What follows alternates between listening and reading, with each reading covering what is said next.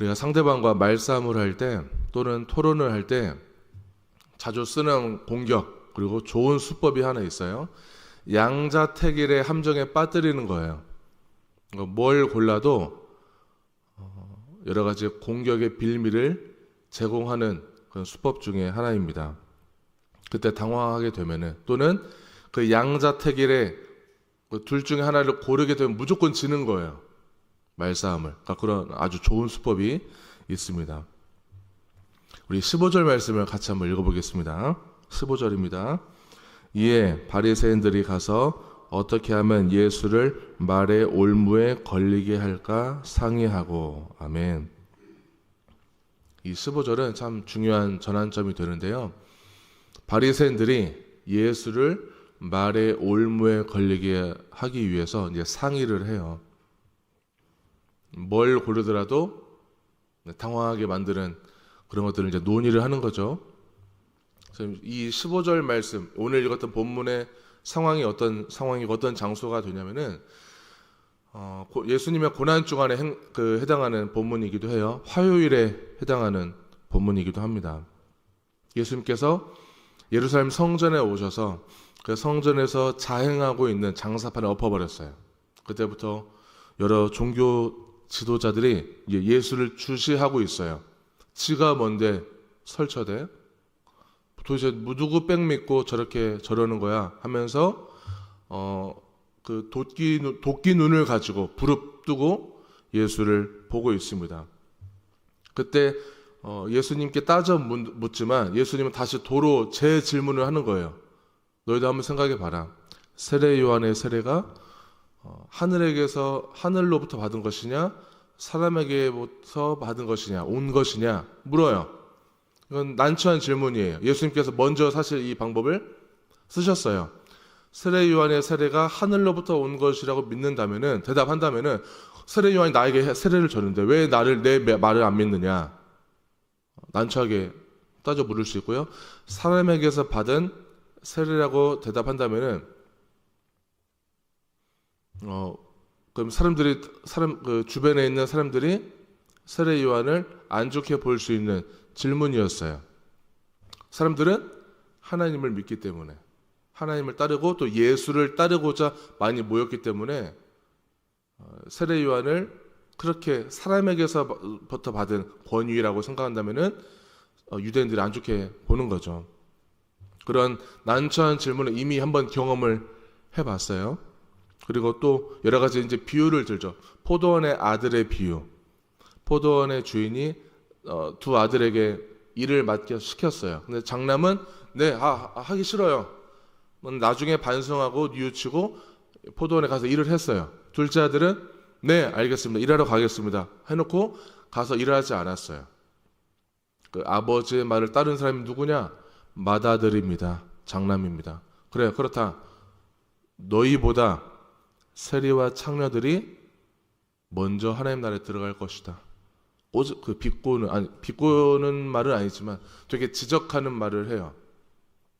그 당시 세리와 창녀들은 아주 인간 취급도 안 받았기 때문에 그런 사람이 우리보다 감히 먼저 하나님 나라에 들어간다고 어떻게 보면 되게 수치스러운 말을 들은 거예요.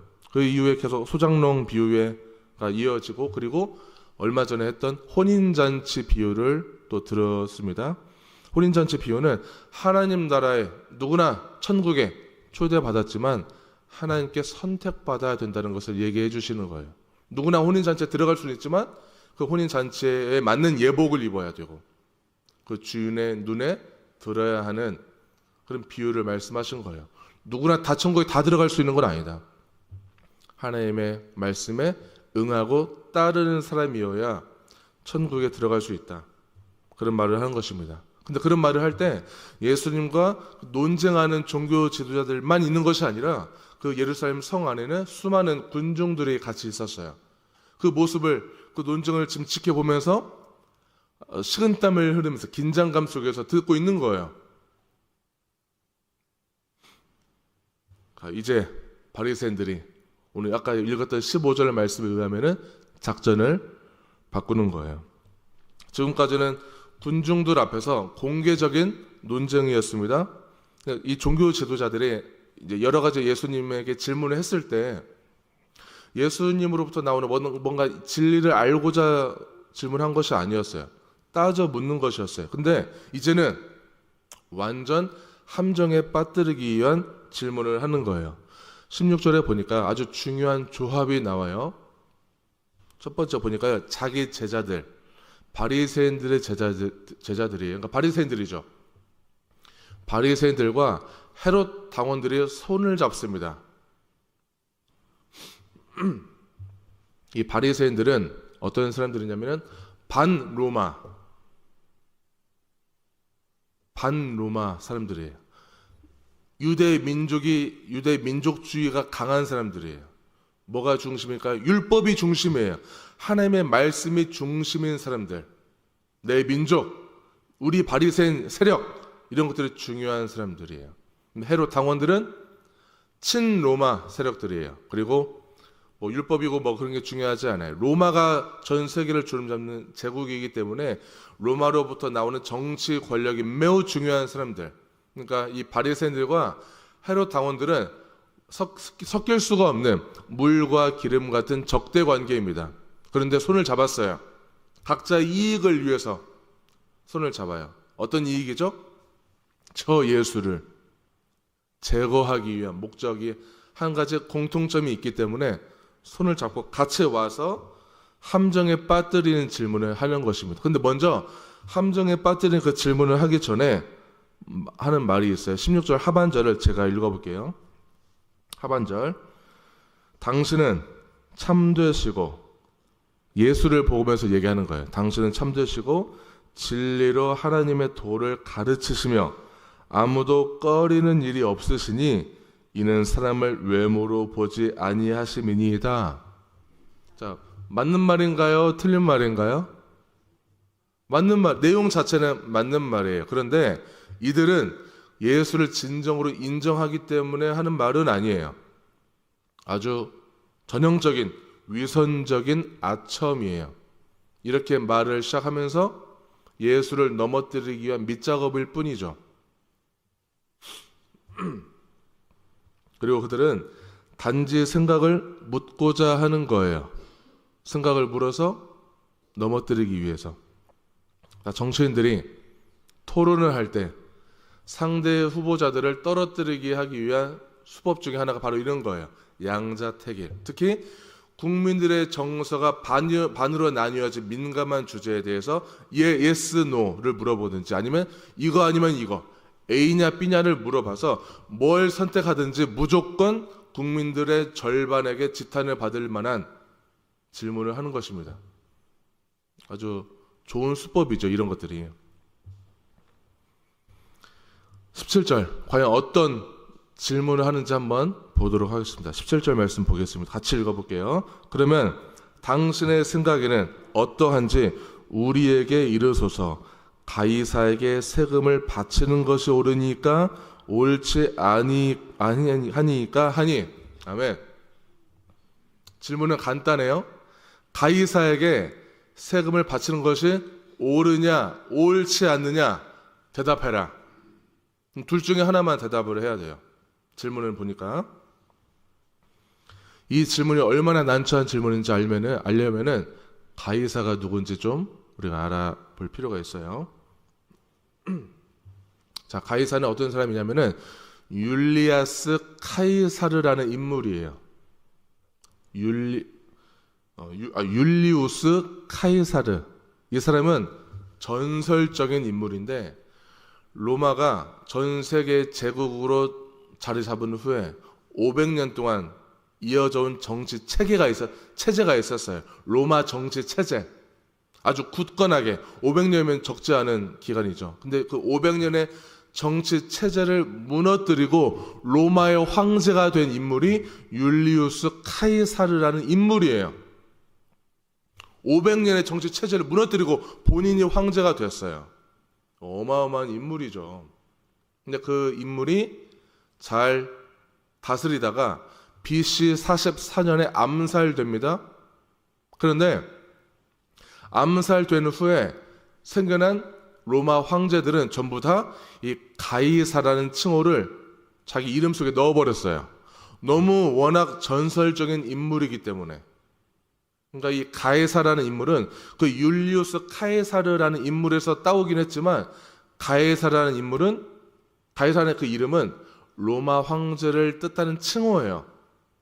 그러니까 로마 황제가 된 사람들은 아주 자랑스럽게 이 이름을, 내 이름은 아니지만, 진짜 이름은 아니지만 그 이 전설의 이름을 자기 이름 속에 넣음으로써 내가 세상의 신이다, 내가 전 세계를 통치하고 다스리는 신적 권위를 가지고 있다라는 그런 영예로운 이름으로 가져온 거예요.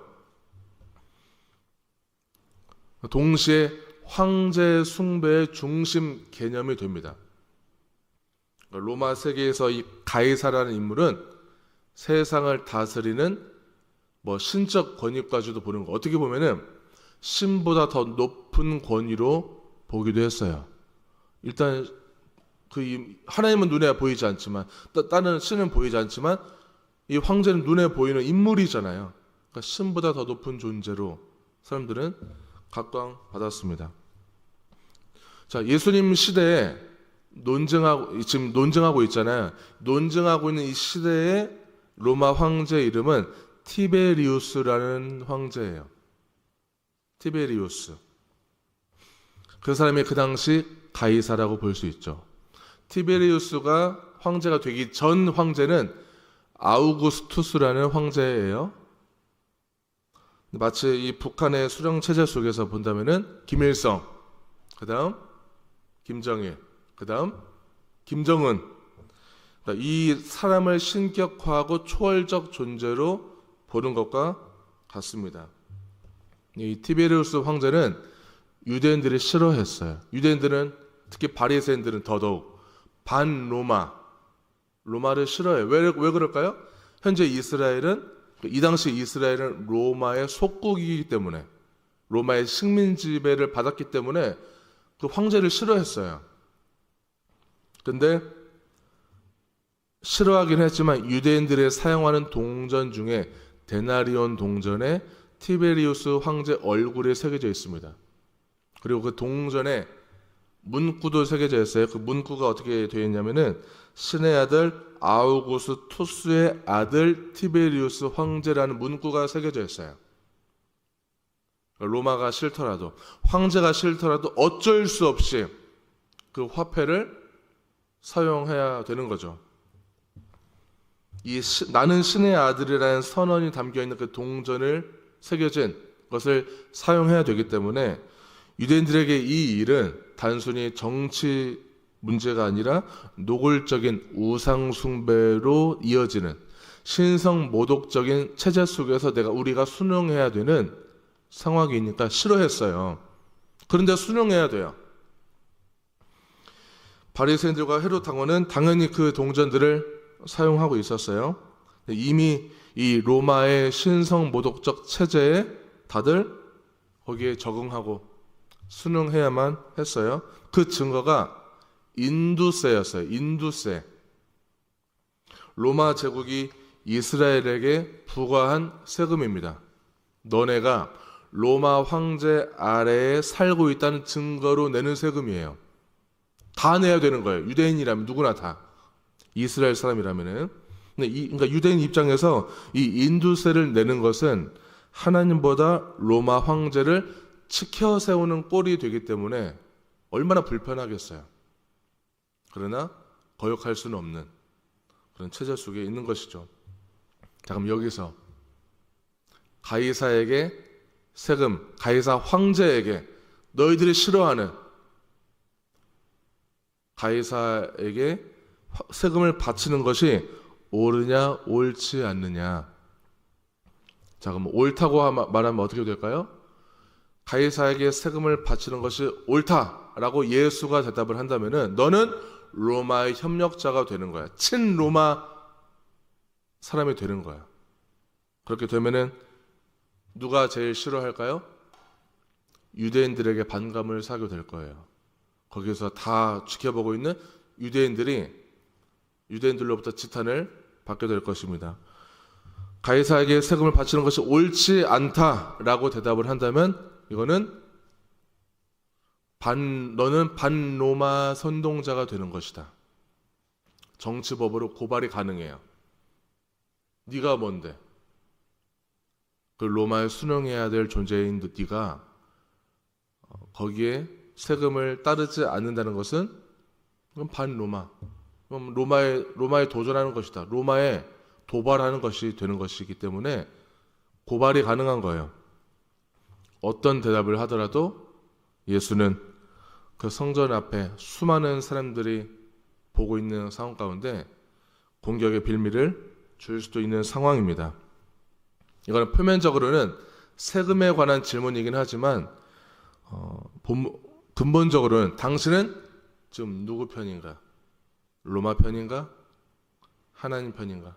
그들 머릿속에는 이런 게 있겠죠. 로마 편인가? 유대인 편인가? 묻는 거예요. 마치 칼을 목에 들이밀고 너 예수 믿어 안 믿어? 예수 믿으면 죽음. 예수 믿으면은 죽음, 안 믿으면 배교. 뭘 고르더라도 난처한 그런 상황 가운데 있는 거가 좀 비슷한 것 같아요. 그런 것들을 자꾸 부추기는 거죠. 너 뭐 선택할래? 뭘 믿고 살아갈래? 라고 묻는 거예요. 저와 성도님들의 신앙생활이 이처럼 난처하고 어려운 환경 가운데 있나요? 그렇진 않죠. 그러나 우리는 수시로 세상의 수많은 유혹 가운데 있어요. 너 뭘 선택할래? 뭘 믿고 따라갈래? 그런 위험한 환경 가운데 살진 않지만 우리 주변에는 수많은 가해사가 있죠. 물질 자본, 그리고 쾌락, 권력과 명예, 이념으로 완전히 반대로 갈라지잖아요. 국민들이 다 서로 혐오하게 되고 갈라치게 하게 되는 등등등 너무나 많은 민감한 주제 속에서 우리는 거기에 끌려가듯이 어쩔 수 없는 선택을 하면서 순응하면서 살아가고 있어요. 뭘 선택하더라도 그게 나의 가이사가 되고 나의 우상이 되고 나의 주인이 되는 꼴이 되는 것처럼 살아가요. 그리스도인들에게 정말 어려운 주제이긴 해요. 우리는 하나님을 믿지만 살아가는 형태는 이미 벌써 수많은 가이사에게 끌려가듯이 거기에 물들어서 살아가죠. 교회에 수많은 세상의 많은 가치관들을 교회에 들어오게 해서 물들게 해서 흡수해서 그 비슷한 가치관을 가지고 교회 안에서 자꾸만 외치고 주장하려고 해요. 우리는 어떤 사람들이죠? 성경적 가치관을 가지고 성경 말씀을 잘 따르는 그리스도인입니다. 우리는 하나님의 말씀을 잘 따르는 존재예요. 우리가 아무리 세상의 수많은 것들이 우리를 유혹하더라도 우리를 세상의 것을 순응하게 만드는 유혹이 있다 할지라도 여러분 흔들리지 않길 바랍니다. 이 모든 것, 수많은 세상의 모든 것들은 그 모든 것들을 초월하신 진정한 주인이신 하나님, 그 하나님은 오늘 하루도 새벽 첫 시간부터 하나님이 어떤 순간이 와도 저는 하나님을 선택하겠습니다. 어떤 가치관이 저를 유혹하더라도 내 약점을 건드리는 한이 있다 하더라도 저는 지금은 힘들지만 고통스럽지만 그래도 하나님을 따르겠습니다. 이런 선언과 함께 결단과 함께 오늘 하루 하나님을 선택하는 수많은 우상 가해사 다 버려버리고 하나님을 잘 따르고 말씀을 따르는 승리하는 하루가 되기를 축원합니다.